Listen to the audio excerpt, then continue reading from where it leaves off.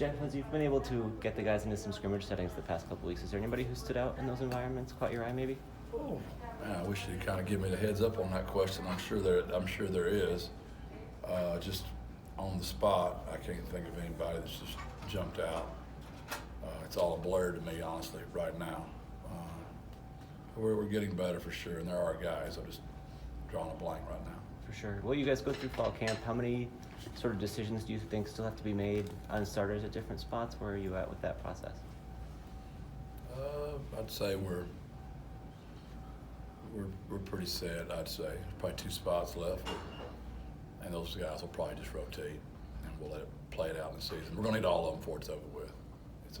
Obviously, I'm not telling you guys anything you don't already know. It's a physical game, and you're gonna need them all.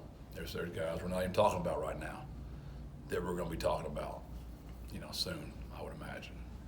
We talked about the starting inside linebacker spot next to Jamal a couple weeks ago. How have you seen the competition there progress? It's really deep and thick and good. There's 5 guys we put out there in a heartbeat, and we'll probably play 5 guys.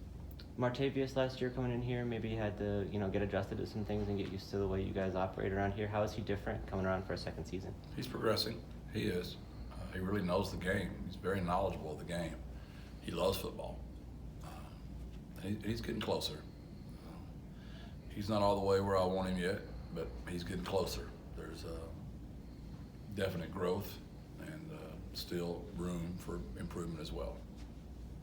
Last year you guys had some injuries pile up during fall camp, particularly on the offensive line. Have you guys been able to get through this period relatively healthy this time around? Yeah, we took a couple of licks yesterday. Some guys camped up. It won't be anything too long, we don't believe. But we did take a couple of little gimpy injuries yesterday. You're now 2 weeks into fall camp. Where do you see the team? Tired, ready for it to be over. All the things you don't want, but it's just part of it. And I've heard those old coaches say it a million times, and I've even said it to my guys before. There's never a time we're going to feel good from here on out. Mm-hmm. First day of fall camp, you feel good, and probably 2 months after the season, you feel good. As coaches included, voice, everything. I saw the governor of Hawaii last night doing an interview, and I just saw his eyes, and I saw how heavy all that was. And I could just, in no way could I in any way relate to what he's going through with Hawaii. Mm-hmm. I'm not dare saying that, but when I saw that, I'm like, I can understand a little bit of not how he feels. That's such a terrible analogy, but that was powerful for me watching the governor last night of Hawaii. That spoke volumes to me, how his tiredness in his eyes just come through that screen. Walker Beatty last year was kind of figuring things out on the fly at the offensive line position. With a kind of spring and fall camp under his belt, how does he look at this spot? He's coming on. Again, he's not quite where I want him. He's a defensive lineman, that got thrown in there last year, and so he's not even at a year yet. So, but he's got all the talent, all the size, and he's going to be really good. Just the finer details, which is what makes Ernesto and T. Haynes and Kai, just the hours spent playing the position. I think T. Haynes told us last time we talked to him that he was kind of working on his leadership role.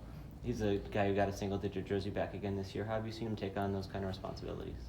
He's a silent leader. He's not ever going to be real verbal, but he leads by example. He's always out there. He doesn't miss.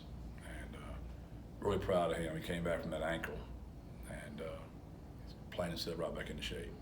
What have you seen from your special teams so far in fall camp? Lucas has been really good, like always. But we've got a nice little kicking battle going with Chase and Tate, 2 really good kickers. And we could put either one of them out there, I'd feel very good. So, Tate's been kicking first and Chase has been kicking second, but either one of those kids will be fine. They're both really good kickers. We're talking to Trey Moore today. I know early in camp he was a little bit limited, maybe just some precautionary stuff. Has he gotten back up to kind of full speed and full participation, or how are you guys approaching that? Yeah, we're bringing him along slowly, but he's getting there every day, more and more and more. His game is speed and twitch, so we just want to make sure we don't have any kind of soft muscle tissue injuries and protect him from himself. And he's got unbelievable get up get off of the ball. And we're just kind of making sure. But yeah, he's in a good spot right now. He's practicing and he's rolling right now. Is it important to have a guy like that in practice at full speed, or are you comfortable just rolling him out there in a game if you need to? Yes. You know, there's just certain players that are different than other ones. If you've played a lot for me or us, and I know you know what you're doing, then we're going to kind of protect those kids always. But, you know, he's almost like his maturity and IQ, and you know, he didn't go through much of the spring. He conditioned in the summer. He's been ramping up each day and practice more and more and more till he's now going full. And he still gets, you know, him and Rashad, Jamal Liggins, and Brandon Brown, those 4 kids all tied for the most votes for the single digit. So it shows you the respect his teammates have. They didn't go through spring, limited in the summer and ramping up.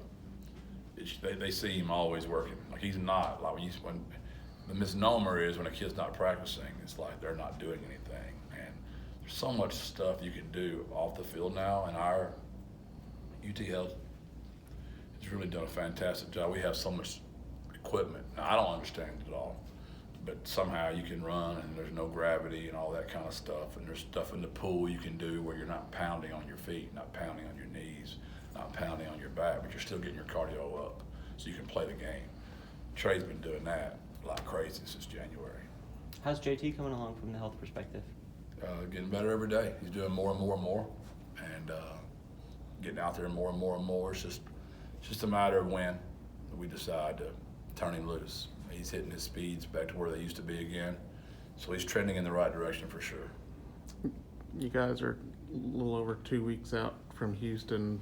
What do you still hope to see between now and then?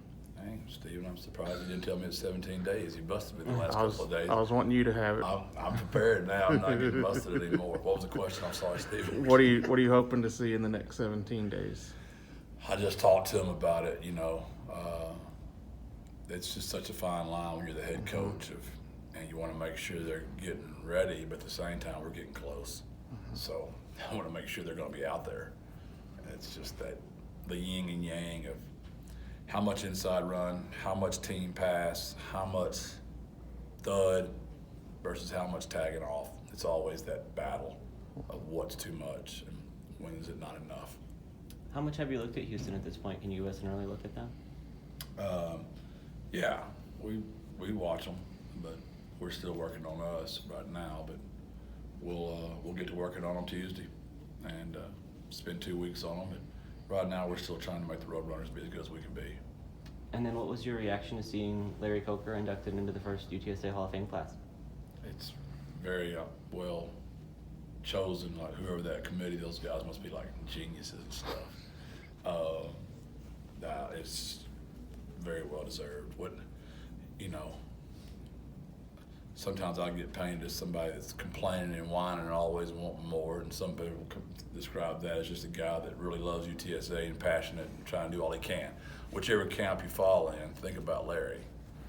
I mean, they had to get on a bus and go practice at a high school, and all the things he went through. But I'm trying to keep getting us to the next spot, right? And grateful.